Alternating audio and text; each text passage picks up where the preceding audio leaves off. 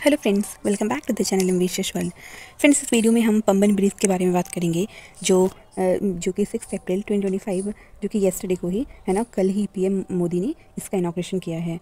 तो इस particular bridge के बारे में हम बिल्कुल ही डिटेल्ड मैनर में बात करेंगे एंड इससे रिलेटेड जितने भी है बेसिक एंड इम्पॉर्टेंट फैक्ट्स है उसके बारे में बात करेंगे। ये आपके अपकमिंग एग्जाम्स के लिए एंड अवेयरनेस के लिए बहुत ही ज़रूरी वीडियो रहने वाला है। कॉम्पिटिटिव एग्जाम्स में स्पेशली यहाँ से क्वेश्चंस आने के चांसेस बहुत ही ज़्यादा है। फ्रेंड्स, ये ब्रिज कहाँ पर है, उसके बाद फिर देखेंगे कि कब इसको है ना कंस्ट्रक्ट किया गया था एंड किस कंपनी ने इसका कंस्ट्रक्शन किया है एंड और भी जितने भी इम्पॉर्टेंट फैक्ट्स है इस ब्रिज से रिलेटेड एंड कैसे इसका इतना ज़्यादा इम्पोर्टेंस क्यों है इंडिया के लिए ये पंबन ब्रिज, ये भी हम देखेंगे एंड इससे क्या आपको फ्यूचर में इंडिया को क्या बेनिफिट्स होने वाले हैं उसके बारे में भी हम डिस्कस करेंगे। फ्रेंड्स, ये जो हमारा पंबन ब्रिज है इसको हम लोग रामेश्वरम ब्रिज भी बोलते हैं। ठीक है, वो किस लिए बोलते हैं मैं आपको बताती हूँ उसके पीछे का रीज़न। तो ये जो देखिए, ये जो पंबन ब्रिज है ये हमारा गल्फ ऑफ मन्नार में पड़ता है एंड ये जो आप मैप जो देख रहे हैं ये तमिलनाडु का ये वाला जो पार्ट है हमारा, ये वाला तमिलनाडु का जो मेन है ना, हमारा इंडिया का जो मेन लैंड है, ठीक है, उसका पार्ट है। और वी कैन से जो तमिलनाडु का है लैंड का जो मेन पार्ट है वो यहाँ पे एंड होता है। ठीक है, एंड यहाँ पर हमारे ये क्या है, यहाँ से हमारा रामेश्वरम आइलैंड स्टार्ट होता है। ये वाला जो हमारा रीजन है रामेश्वरम आइलैंड है। ठीक है, तो ये रामेश्वरम आइलैंड इंडिया का ही पार्ट है, बट यहाँ पे बीच में है ना कुछ जो हमारा एरिया आता है वो सी का आ जाता है। तो इससे कनेक्टिविटी के लिए ये पंबन ब्रिज बहुत ही ज़्यादा important and significant role play करने वाला है। तो वो हम सब कुछ देखेंगे।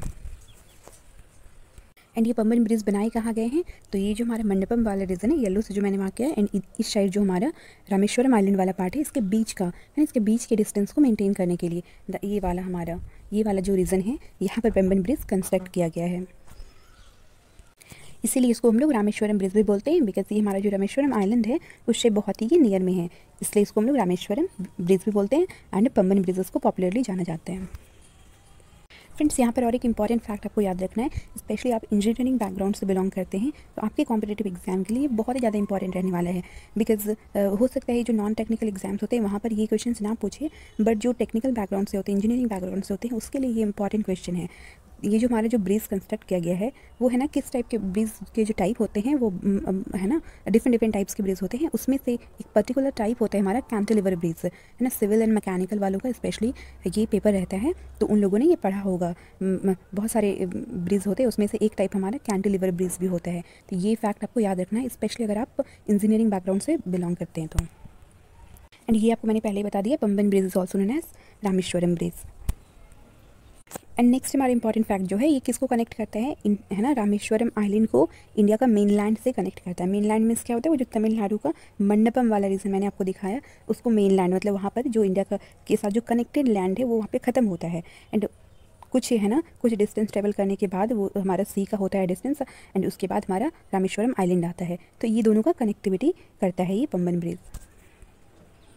फ्रेंड्स, ये जो आप पिक्चर देख रहे हैं यही हमारा पंबन ब्रिज है। अब मैं आपको है ना बिल्कुल ही बेसिक से बताती हूँ। ये जो आपको ये वाला जो दिख रहा है आपको, ये वाला हमें जो अभी का जो न्यू वाला पंबन ब्रिज है वो है जिसका कल इनॉग्रेशन किए हमारे ऑनरेबल पीएम ऑफ इंडिया ने। ठीक है, और ये जो आपको दिख रहा है ये हमारा ओल्ड वाला पंबन ब्रिज है। ये भी पंबन ब्रिज ही है बट ये ओल्ड वाला है। मतलब ये है कि ये पंबन ब्रिज पहले से ही बना हुआ है एंड इसके ही सामने और एक न्यू पंबन ब्रिज बनाया गया है जिसका कल इनॉग्रेशन किया गया है। तो ये भी रीज़न देखेंगे कि जब हमारे पास ऑलरेडी एक पंबन ब्रिज है तो फिर एक न्यू पंबन ब्रिज का कंस्ट्रक्शन क्यों किया गया है ना, क्या रीजंस रहा है इसके पीछे। मैंने यहाँ पर लिख दिया है न्यू, जो ये वाला न्यू वाला है पंबन एंड ओल्ड वाला पंबन ब्रिज। फ्रेंड्स, इसके हम हिस्टोरिकल बैकग्राउंड के बारे में पहले बात करते हैं। ये जो आपको जो मैंने भी दिखाया ओल्ड पंबन ब्रिज उसके बारे में पहले हम बात करते हैं कि वो हमारे पास रहते हुए भी हमने न्यू वाला क्यों कंस्ट्रक्ट किया है इंडिया ने। तो ये जो ओल्ड वाला पंबन ब्रिज है इसका कंस्ट्रक्शन है ना 1911 एंड 1913 के बीच में हुआ था एंड ये 24 फरवरी 1914 को कहीं ना कहीं इसको स्टार्ट कर दिया गया था, यूज़ करना इसका स्टार्ट कर दिया गया। कब, 24 फरवरी 1914 को। क्यों स्टार्ट किया गया था, सो दैट वही मेन लैंड को रामेश्वरम आइलैंड से कनेक्ट किया जा सके एंड कहीं ना कहीं है ना जो भी गुड्स का ट्रांसपोर्टेशन हो सके वो हो सके एंड बहुत सारे पिलग्रिम्स वहाँ जाते हैं, जो श्रद्धालु होते हैं वो जाते हैं विज़िट करने के लिए, तो वो ईज़िली है ना वहाँ मेन लैंड से रामेश्वरम आइलैंड को मूव कर सके। तो इन सारे है ना, इन सारे पर्सपेक्टिव से, इस पर्पज से ये ब्रिज कंस्ट्रक्ट किया गया था। फ्रेंड्स, ये जो ओल्ड वाला पम्बन ब्रिज था 1964 में एक साइक्लोन आया था, ठीक है, दिसंबर 22 एंड 23 1964 को एक साइक्लोन आया था, जिसके कारण ये जो ओल्ड पम्बन ब्रिज है ये कहीं ना कहीं बहुत ही डेडली है ना अफेक्ट हुआ था। एंड बहुत सारा क्या बोलते हैं, इसका जो पार्ट्स है वो डिस्ट्रॉय हो गया था। तो इसीलिए एंड बहुत ज़्यादा इसमें उस टाइम पे उतनी टेक्नोलॉजी उस तरह से उसमें मटेरियल यूज़ नहीं किया गया था कि उसको रस्टिंग से बचाया जा सके। एंड जब बहुत ही लॉन्ग ड्यूरेशन तक वाटर में ये पार्ट्स रहते हैं, ब्रिज के पार्ट्स रहते हैं, तो उसमें कहीं ना कहीं रस्टिंग होना स्टार्ट हो जाता है, कॉरोजन प्रोसेस होने लगता है। तो इन सब से भी प्रिवेंट करने के लिए उतनी जो कोटिंग है वो नहीं यूज़ किया गया था। एंड 1964 में साइक्लोन के कारण ब्रूटली है ना जितने भी ब्रिज के पार्ट्स हैं वो अफेक्ट हुआ था। तो इसीलिए इसको है ना इन ऑपरेशनल कर दिया गया था, मीन्स इसको ऑपरेशन इसके यूज़ को करने से मना कर दिया गया था। आप इस पैराग्राफ में पढ़ सकते हैं, वो साइक्लोन 1964 के बारे में बताया गया है कि कितना है ना एक बहुत ही ज़्यादा एक्सट्रीम लेवल पे डिस्ट्रक्शन हुआ था। 1964 में साइक्लोन आने के बाद इसको है ना बहुत ही कम टाइम में इसको कहीं ना कहीं रिस्टोर भी कर दिया गया है ना, जो भी पार्ट्स है इसके वाइप्ड आउट हो गए थे उसमें फिर से है ना उसको फिर से न्यू पार्ट्स लगा करके एंड इसको फिर से ऑपरेशनल बनाया गया। तो बहुत ही कम ड्यूरेशन में इसको फिर से है ना ऑपरेशन ले आया गया। मार्च 1965 को ये फिर से ऑपरेशनल हो गया।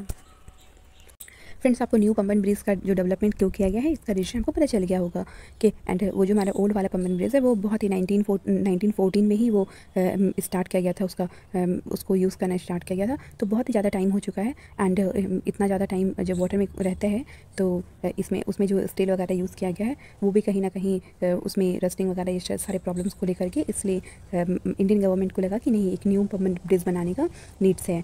तो इसीलिए न्यू पम्बन ब्रिज का कंस्ट्रक्शन स्टार्ट करवाया गया। तो हम न्यू पम्बन ब्रिज के बारे में देख लेते हैं। फ्रेंड्स, ये जो न्यू पम्बन ब्रिज है इसमें बहुत सारा है ना अपग्रेडेशन किया गया है। तो इसमें आप यहाँ पर देखिए क्या लिखा हुआ है ना, bridge has undergone significant upgrades to enhance its functionality and accommodate modern transportation needs. Means अभी का जो है ना 1914 एंड अभी हमारा है ना 2025 चल रहा है। तो जब ये जो है ना 100 ईयर्स से ज़्यादा हो चुका है तो उस टाइम का और अभी के नीड्स में भी है ना मॉडर्न जो हमारा टेक्नोलॉजी है वो सारे आ गए हैं, जिसके हेल्प से इसमें और भी बहुत सारा इन्हांसमेंट किया गया है, इंप्रूवमेंट लाया गया है, सो दैट अभी का जो मॉडर्न ट्रांसपोर्टेशन है इसको कहीं ना कहीं ये कैटर कर सके। फ्रेंड्स, ये ब्रिज इतना ज़्यादा इंपॉर्टेंट और सिग्निफिकेंट रोल इसलिए प्ले करने वाला है बिकॉज देखिए ये जो न्यू पम्बन ब्रिज है ये ना इंडिया का फर्स्ट वर्टिकल लिफ्ट सी ब्रिज है, इंडिया का फर्स्ट वर्टिकल लिफ्ट सी ब्रिज। अब आपको नेम से ही पता चल रहा है ना, एक तो वर्टिकल होता है, वर्टिकल ऊपर की तरफ है ना, उसके बाद फिर लिफ्ट मीन्स किसी पार्ट को जब उठाया जाता है, लिफ्ट सी ब्रिज, एंड ये सी पे बनाया गया है इसलिए सी ब्रिज है। तो इसका मतलब ये होता है, मैंने जो आपको पिक्चर दिखाया था तो पुराना वाला जो ओल्ड पम्बन ब्रिज था उसमें क्या होता था कि जो सेंट्रल पोर्शन था ना ब्रिज का वहाँ पे 2 पार्ट्स बनाया गया था, ठीक है, 2 लीव्स बनाया गया था। एंड वो जब वहाँ से कोई सीप वगैरह पास करना होता था तो उस दोनों लीव्स को अलग कर दिया जाता था, मैनुअली अलग किया जाता था, सो दैट वहाँ पे सीप इजली पास कर सके। बट ये जो न्यू वाला है इसमें भी हमारा सेंट्रल जो पार्ट है ब्रिज का इसमें वर्टिकल लिफ्ट होने वाला है।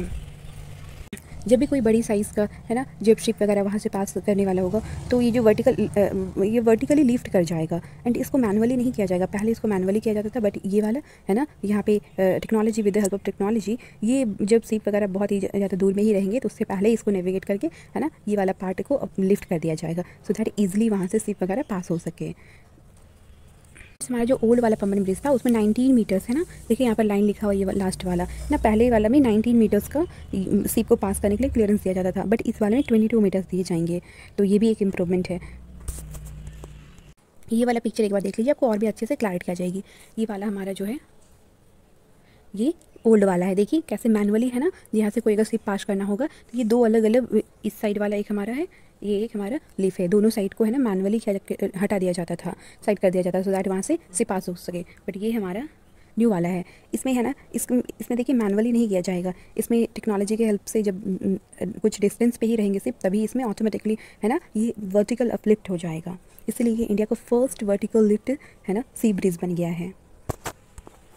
अब देख लेते हैं न्यू वाले का कंस्ट्रक्शन किसने किया है। देखिए न्यू रेल ब्रिज है ना, ये जो न्यू पम्बन ब्रिज है ये रेल ब्रिज है, इसमें रेलवे लाइंस, रेलवे ट्रैक बिछाया गया है और यहाँ से ट्रेन वगैरह पास करने वाली है। तो देखिए इसका जो कंस्ट्रक्शन है ना ये इंपॉर्टेंट है, आपको ये याद रखना है। ये RVNL ने किया है, that is rail Vikas Nigam limited ने किया है। एंड इसका कंस्ट्रक्शन 2019 में ही स्टार्ट हो चुका था एंड ये जा करके हमारा 2025 में कंप्लीट हुआ है। जब जो हमारा ओल्ड पंबन ब्रिज था उसमें देखा गया कि फ्रीक्वेंटली है ना बहुत सारे टेक्निकल डिफिकल्टीज़ आ रहे हैं, तब जाकर के 2019 में न्यू पंबन ब्रिज के कंस्ट्रक्शन के बारे में सोचा गया एंड स्टार्ट करवाया गया। ये जो न्यू वाले पंबन ब्रिज है ये नवंबर 2014 में कंप्लीट हो जाता है एंड इसमें टोटल कॉस्ट हमारा 535 करोड़ रुपीज़ पड़ता है।